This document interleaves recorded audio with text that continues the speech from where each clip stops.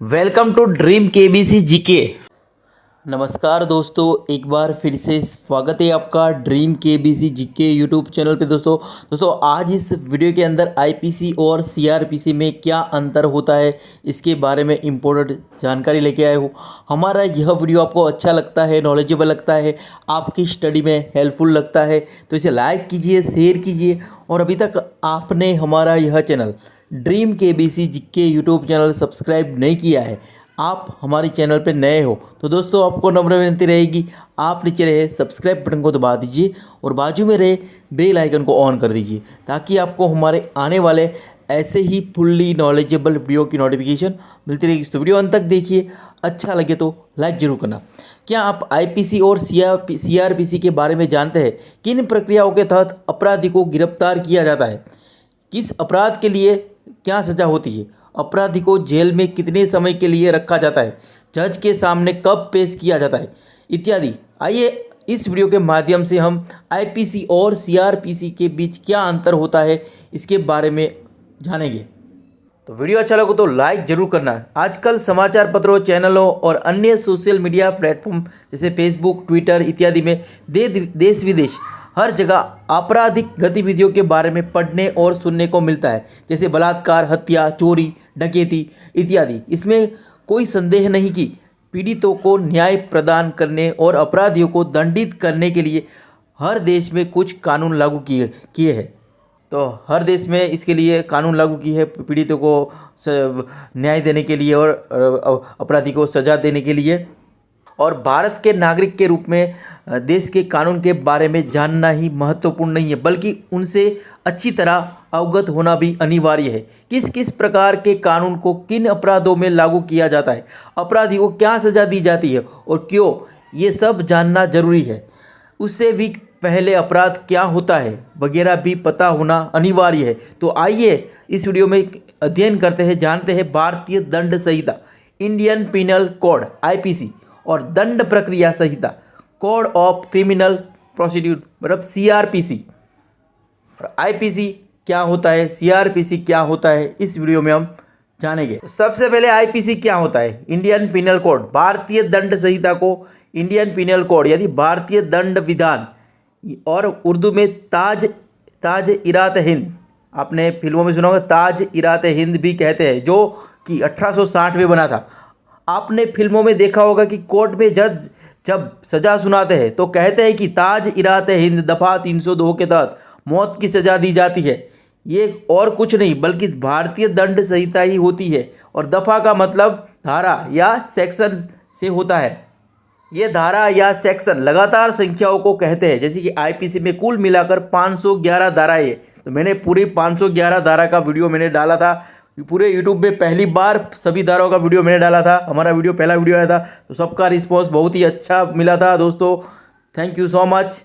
तो कुल मिलकर 511 धाराएँ है, सेक्शन है और उसमें 23 चैप्टर्स है, यानी 23 अध्यायों में बटा हुआ है। क्या आप जानते हैं कि 1834 में पहला विधि आयोग फर्स्ट लॉ ऑफ कमीशन बनाया गया था? तो फर्स्ट लॉ ऑफ कमीशन कब बनाया गया था? 1834 में। इसके चेयरपर्सन लॉर्ड मैकाले थे। इन्हीं की अध्यक्षता में आईपीसी का ड्राफ्ट तैयार किया गया था। 6 अक्टूबर 1860 में यह कानून संसद में पास हुआ और 1862 में यह पूरी तरह से लागू किया गया। यही आपकी जानकारी के लिए बता दें कि विश्व का सबसे बड़ा दंडिक संग्रह यानी आईपीसी से बड़ा देश में और कोई भी दंडिक कानून नहीं है, इसलिए इसको मुख्य क्रिमिनल कोड भी कहते हैं। आईपीसी को मुख्य क्रिमिनल कोड भी कहते हैं।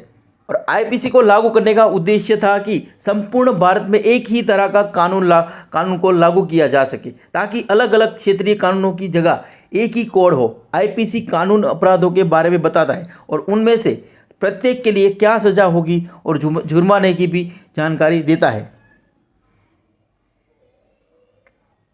और सीआरपीसी क्या है? तो सीआरपीसी को कोड ऑफ क्रिमिनल प्रोसीड्यूर और हिंदी में दंड प्रक्रिया संहिता कहते हैं। यह कानून सन 1973 में पारित हुआ था और 1 अप्रैल 1974 से लागू हुआ था। किसी भी प्रकार के अपराध होने के बाद दो तरह की प्रक्रिया होती है जिसे पुलिस किसी अपराधी की जांच करने के लिए अपनाती है। एक प्रक्रिया पीड़ित के संबंध में और दूसरी आरोपी के संबंध में होती है। इसी प्रक्रिया को सीआरपीसी कहते हैं। इन्हीं प्रक्रियाओं के बारे में सीआरपीसी में बताया गया है। दंड प्रक्रिया संहिता को मशीनरी के रूप में भी वर्णित किया जा सकता है, जो मुख्य आपराधिक कानून आईपीसी के लिए एक तंत्र प्रदान करता है। प्रक्रियाओं का विवरण इस प्रकार है: अपराध की जांच, इन्वेस्टिगेशन ऑफ क्राइम, संदिग्धों के प्रति बर्ताव, ट्रीटमेंट ऑफ द सस्पेक्ट्स, साक्ष्य संग्रह प्रक्रिया, एविडेंस कलेक्शन प्रोसेस, यह निर्धारित करना कि अपराधी दोषी है या नहीं। यहाँ पे कुछ एग्जाम्पल जानते हैं आईपीसी और सीआरपीसी के अंतर के लिए। क्या आपने कभी किसी वाहन को चलाते वक्त या सड़क पर चलते वक्त ध्यान दिया है कि सड़क पर लिखा होता है कि वाहन को इतनी स्पीड से ज़्यादा न चलाइए। नेशनल हाईवे पर भी वाहन को चलाने की स्पीड के बारे में सड़क पर लिखा होता है, जैसे कि 90 kilometre per hour, 100 kilometre per hour, कुछ भी हो सकता है। अगर आप इस स्पीड लिमिट को तोड़ते हैं या इससे ज़्यादा तेज़ वाहन चलाते हैं तो आप कानून तोड़ रहे हैं। यही आपको बता दें कि आईपीसी का 279 सेक्शन कहता है कि रैश ड्राइविंग या उपेक्षापूर्ण वाहन चलाने के लिए दंड का प्रावधान है, यानी it is a punishable offence, और इसमें 6 महीने का कारावास या 6 महीने की सज़ा हो सकती है। अब जानते हैं आईपीसी और सीआरपीसी में क्या अंतर होता है। कानून को 2 हिस्सों या सेगमेंट में बांटा गया है। एक मौलिक विधि सब्सटेंटिव लॉ, बी प्रक्रिया विधि प्रोसीड्यूरल लॉ। मौलिक विधि और प्रक्रिया विधि को फिर से बांटा गया है। सिविल कानून और दंडिक कानून क्रिमिनल लॉ। उर्दू में सिविल कानून को दीवानी विधि और दंडिक कानून को फौजदारी विधि कहा जाता है। आईपीसी मौलिक विधि जैसे सब्सटेंटिव लॉ और सीआरपीसी प्रक्रिया विधि प्रोसीड्यूरल लॉ है। मौलिक विधि सब्सटेंटिव लॉ है और सीआरपीसी प्रक्रिया विधि है। आईपीसी और सीआरपीसी कानून क्या कहते हैं? आईपीसी अपराध की परिभाषा कहती है और दंड का प्रावधान बताती है, यानी it defines offence and provides punishment for it. तो आईपीसी क्या है? तो आईपीसी अपराध की परिभाषा करती है और दंड का प्रावधान बताती है, यानी it defines offence and provides punishment for it. यह विभिन्न अपराधों और उनकी सजा को सूचीबद्ध करता है आईपीसी। वहीं सीआरपीसी क्या है? तो सीआरपीसी आपराधिक मामले के लिए किए गए प्रक्रियाओं के बारे में बताती है। इसका उद्देश्य आपराधिक प्रक्रिया से संबंधित कानून को मजबूत करना है। और क्या आप जानते हैं कि अपराध क्या होता है? आइए इसको उदाहरण से समझते हैं। मान लीजिए सड़क पर 5 लोगों ने किसी आदमी को रोका और डरा धमका के उससे घड़ी, पैसे और चैन इत्यादि सामान ले लिया। अखबार में खबर छपती है कि 5 लोगों ने एक आदमी को सरेआम लूटा। तो क्या ये लूट है? इसी प्रकार एक और उदाहरण देखिए कि 2 लोग किसी भी बैंक में रात में घुसते हैं और 2 करोड़ रुपये ताला तोड़कर निकाल लेते हैं, और अखबार में छपता है कि 2 लोगों ने बैंक में डकैती डाली। तो क्या ये डकैती है? हम आपको बता दें कि ये दोनों खबर गलत छपी हुई है। न तो वह लूट थी और न ही डकैती।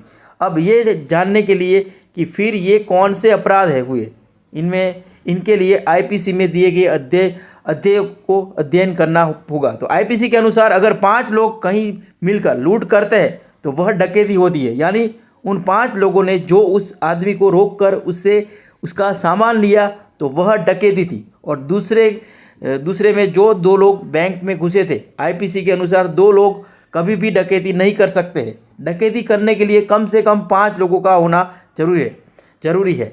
किसी को डराना और धमकाना ये डकैती के दौरान किया जाता है। बैंक में 2 लोगों ने रात में पैसे निकाले, इसके लिए उन्होंने किसी को न तो डराया और ना ही धमकाया, इसलिए यह डकैती ना होके चोरी है। अगर दिन में ये 2 लोग गार्ड या लोगों को डराकर बंदूक की नोक पर पैसे ले जाते हैं तो ये लूट होती है, और अगर 5 लोग होते तो डकैती होती। इन सब चीज़ों के बारे में या यूँ कहे कि इन सब की परिभाषाएं आईपीसी में है। अगर कोई चोरी करता है तो आईपीसी के सेक्शन 379 के तहत 3 साल का कारावास और जुर्माना होता है। लेकिन अगर किसी घर में या बिल्डिंग में या किसी परिसर में चोरी करता है तो आईपीसी की धारा 380 के तहत 7 साल का कारावास हो सकता है। अब अपराध क्या होता है, क्या सज़ा होगी, उस अपराध की के बारे में क्या आप जान गए होंगे कि लेकिन इसके लिए क्या प्रक्रिया होगी, यानी अपराधी कैसे गिरफ्तार किया जाएगा, सबूत इकट्ठा करना, जमानत कैसे दी जाएगी, जमानत के लिए एप्लीकेशन कहाँ दी जाएगी, अपराधी के अपराध का निर्दोषता को निर्धारित करना, पुलिस के क्या कार्य है, वकील और मजिस्ट्रेट के क्या कार्य है, गिरफ्तारी के तरीके कैसे होंगे, गिरफ्तारी के बाद व्यक्ति जेल में कितने दिन रखा जाएगा, मजिस्ट्रेट के पास सामने उसको कब उपस्थित करना होगा, इत्यादि तरह की सारी बातें प्रक्रिया के अंतर्गत आती है और सीआरपीसी में मिलेगी। ये सारी बातें सीआरपीसी के अंदर आती है। संक्षेप में यह जांच, सीआरपीसी जांच, परीक्षण, जमानत, पूछताछ, गिरफ्तारी आदि के लिए सीआरपीसी पूरी प्रक्रिया का वर्णन करता है। आखिर में दोनों का तुलना कर देते हैं। तो पहले तो अर्थ, तो भारतीय दंड संहिता आईपीसी और दंड प्रक्रिया सीआरपीसी। तो यहाँ पे सीआरपीसी का आईपीसी का अर्थ है भारतीय दंड संहिता या आईपीसी देश में लागू सभी आपराधिक गतिविधियों को कवर करने और उनके लिए सजा, गिरफ्तारी से जुड़े कानूनों का प्रावधान अर्थात मूल आपराधिक कानून को संदर्भित करती है। तो सीआरपीसी में भारत में दंड प्रक्रिया संहिता सीआरपीसी आपराधिक कानून प्रक्रिया को विनियमित लागू करने के लिए एक प्रक्रिया है जिसे आपराधिक मामले के दौरान पालन किया जाना चाहिए। प्रकार आईपीसी के मौलिक विधि, सब्सटेंटिव लॉ और सीआरपीसी एक प्रक्रिया विधि है, प्रोसीड्यूरल लॉ। उद्देश्य, तो आईपीसी का उद्देश्य क्या है? आईपीसी को लागू करने का मुख्य उद्देश्य था कि पूरे भारत में एक तरह का पिनल कोड लागू किया जा सके ताकि अलग अलग क्षेत्रीय कानूनों की जगह एक ही कोड हो सके। और सीआरपीसी का उद्देश्य दंड प्रक्रिया से संबंधित कानून को मजबूत करने के लिए है सीआरपीसी। और आईपीसी का कार्य क्या है? तो यह विभिन्न अपराधों एवं उनकी सजा को सूचीबद्ध करता है। और सीआरपीसी यह आपराधिक मामले में विभिन्न प्रकार की गई प्रक्रियाओं के बारे में बताता है। तो दोस्तों, अब आपको ज्ञात हो गया होगा कि आईपीसी आपराधिक अपराध को दंड के साथ परिभाषित करता है और सीआरपीसी सिविल प्रक्रिया एक प्रक्रिया है। सीआरपीसी जो सिविल प्रक्रिया संहिता, भारतीय साक्ष्य अधिनियम आदि प्रक्रिया विधि है। तो दोस्तों, यहाँ पे यह वीडियो समाप्त होता है। हमारा यह वीडियो आपको अच्छा लगा हो, नॉलेजेबल लगा हो, आपकी स्टडी में हेल्पफुल लगा हो तो इसे लाइक कीजिए, शेयर कीजिए। और अभी तक आपने हमारा यह channel dream KBC GK YouTube channel subscribe नहीं किया है, आप हमारी चैनल पे नए हो तो दोस्तों आपको नम्र विनती रहेगी, आप नीचे रहे सब्सक्राइब बटन को दबा दीजिए और बाजू में रहे बेल आइकन को ऑन कर दीजिए ताकि आपको हमारे आने वाले ऐसे ही फुल्ली नॉलेजेबल वीडियो की नोटिफिकेशन मिलती रहेगी। तो दोस्तों, हमारी ड्रीम केबीसी जीके का फेसबुक पेज भी है, आप हमारा फेसबुक पेज लाइक कर सकते हो, ट्विटर पे भी फॉलो कर सकते हो, इंस्टाग्राम पे भी फॉलो कर सकते हो। अगर हमारे वीडियो आपको अच्छे लगते हैं, हेल्पफुल लगते हैं, नॉलेजेबल लगते हैं तो अदर सोशल मीडिया साइट पे भी आप हमें फॉलो कर सकते हो। तो वीडियो अच्छा लगा तो लाइक कीजिए और ज़्यादा से ज़्यादा इस वीडियो को शेयर कीजिए और हमें सपोर्ट कीजिए। जय हिंद, जय भारत, वंदे मातरम।